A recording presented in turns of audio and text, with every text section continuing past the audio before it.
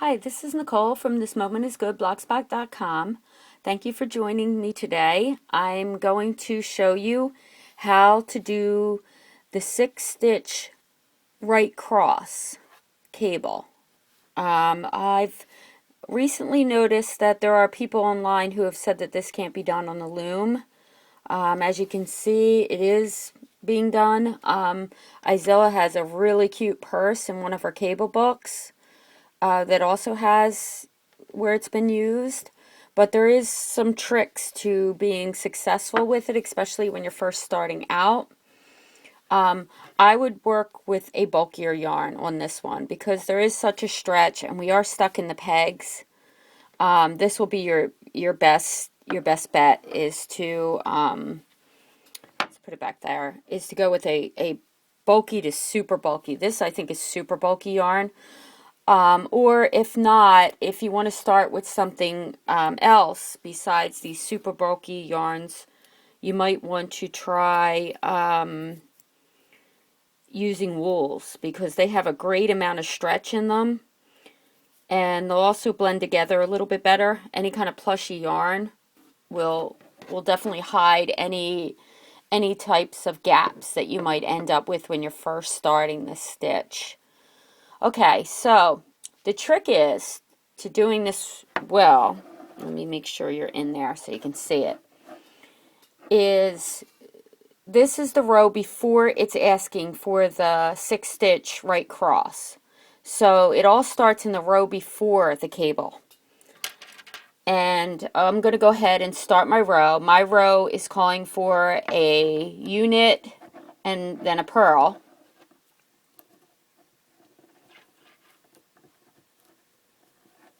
And then over top of my cables, they're all going to be U-knits. It doesn't matter what type of knit you're using.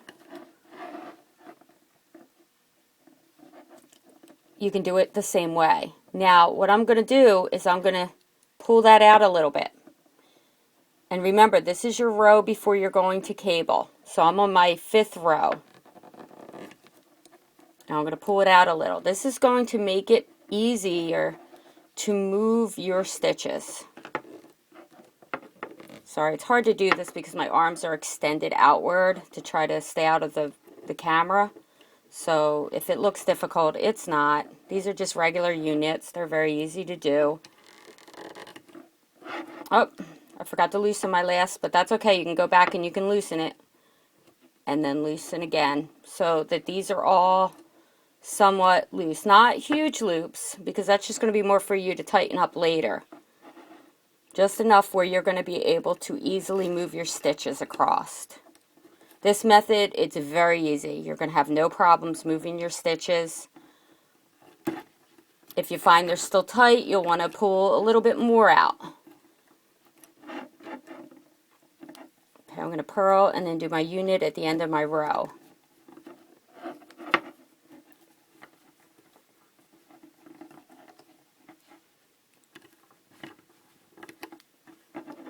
Alright, now this is going to be the row where it's calling for the 6-stitch right cross.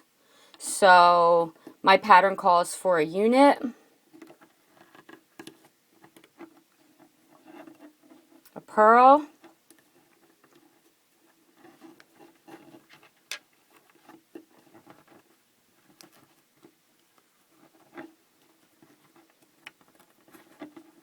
and then the 6-stitch right cross. Alright, if you see, I've put stitch markers on the 6 pegs that I'll be working with. I usually use 3 stitch markers. I find this is the easiest way to do cables.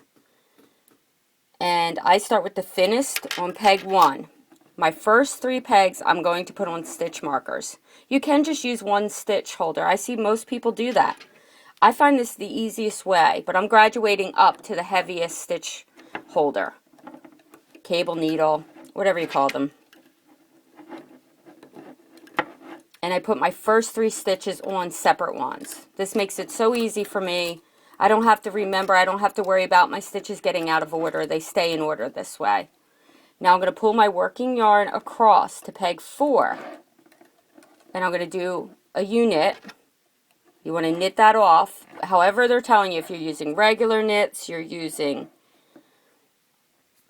flat knits, E-wrap knits, whatever your pattern is calling for. And then I'm going to pick up peg 4 stitch and put it on peg 1.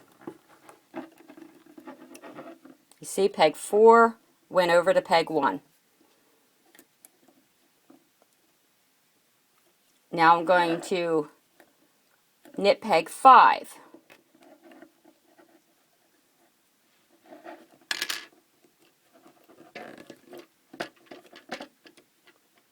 And I'm going to move that peg over to peg 2.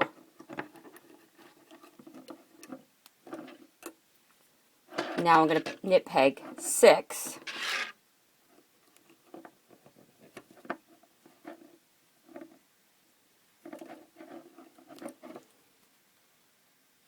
Oh, that shouldn't have. I went around that peg. That shouldn't be there. That's just part of my working yarn right there.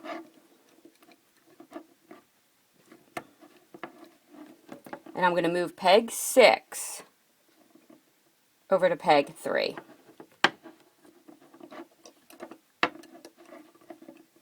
Okay, now the first part of my cross is done.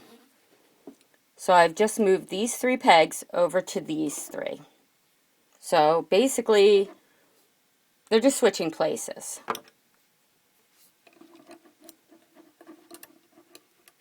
Oh, wow. Okay. Sometimes that happens. My stitch marker came off. Peg 2. I just had to put it back. I just kind of moved it out of the way. I didn't realize what had happened there. So my stitch markers are still on the pegs that were on peg 1, peg 2, and peg 3. Alright, now I'm going to start the second part of the cross. And that's to take my stitches from peg 1 and place it on peg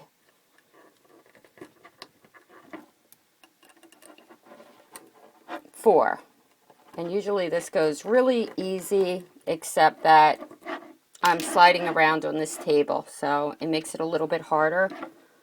I need to get a rubber mat for the bottom so that I can actually do these videos without it being so loose.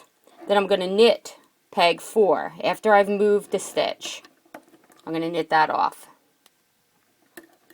Now I'm going to move peg 2 to peg 5.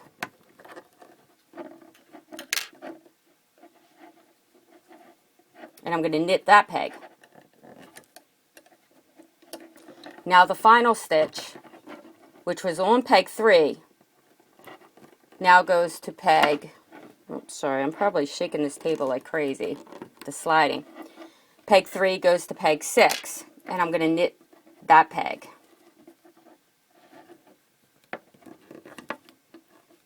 Alright, so now you've completed your cross. These 3 pegs are now on these 3. And these 3 pegs are now over here on these 3. Okay, so here's the secret to having them lay like this, where they look. If you just went ahead and left it, you would end up with huge gaps here and here. There would be gaps because you've stretched them so far, and you're going to have a lot of slack there. So the way you pick up that slack and make it look nice is you start tightening. Peg 1, that's peg 2, peg 3. Try not to shake the camera too much. You see how much slack there is there? If you left that, yeah, they wouldn't look nice. Now we're on peg 5. And they can come up off because they're so loose. They can come up off the pegs, so watch out for that. Make sure you don't let them go flying off the pegs. And look at all that slack I just pulled. Now when you're first starting out, because you might be a little squeamish about pulling your stitches, I would go back and do it again, because I think you're going to be surprised how much slack you're going to get. See how much is still coming out? But you don't want to pull your stitches so hard that you break your yarn or that you compromise it in any way, where you weaken it. So really, although it looks like I'm pulling, it's really gentle.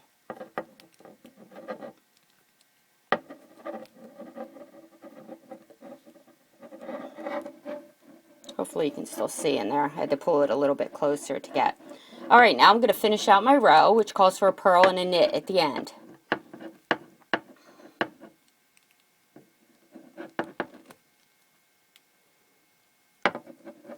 And this would make a great headband, mug cozy,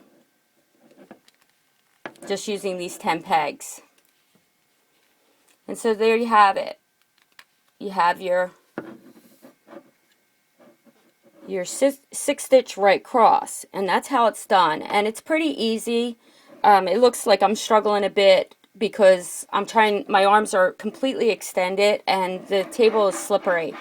So it's sliding around, but the stitches are very easy to move when you do it this way. And then also, you can get your stitches to lay really nice and flat and make a really nice looking cable when you do it this way. Okay, so I hope that was helpful.